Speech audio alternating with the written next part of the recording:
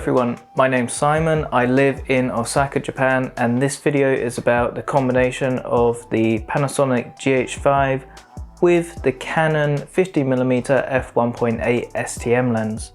The opening sequence that you just watched was shot using this combination, and I'm using it to shoot right now. So everything that you watch in this video will be using that combination. I think this is a really great combination, and probably the biggest reason why is that it's a very fast lens. It's an f1.8, but I'm using a Filtrox speed booster, so effectively that's giving me an f1.3.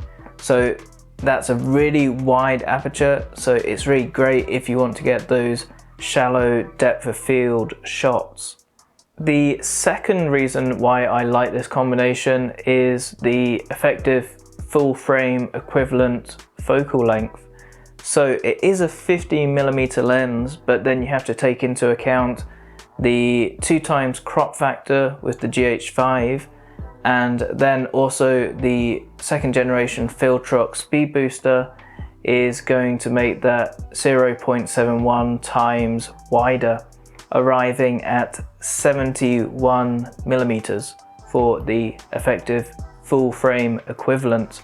I think that's a really good focal length for things like shooting someone's face. It's not going to give you the weird type of distortion that you would get if you were to use a wide angle lens and get really close up into someone's face. I think this is relatively flattering.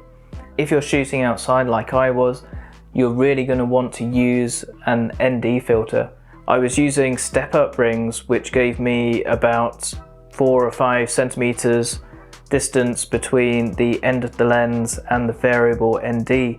So in shots where I was looking directly up at the sun, there was a lot of light bouncing around between those two bits of glass. That is something to be aware of. Given that you can get this really crazy shallow depth of field, this lens is incredibly reasonably priced. If you want to buy this new, it will cost you somewhere between $100 and $150, but it's really easy to pick one of these up secondhand from somewhere. For myself, I found one that I used to have for my old Canon DSLR, and I think there's probably a lot of people in the same situation where you've bought a GH5 but you also have this lens somewhere in your house. Once you invest that little bit of money into a speed booster, you can use any EF lens. So I think it's a worthwhile investment. Thank you very much for watching the video.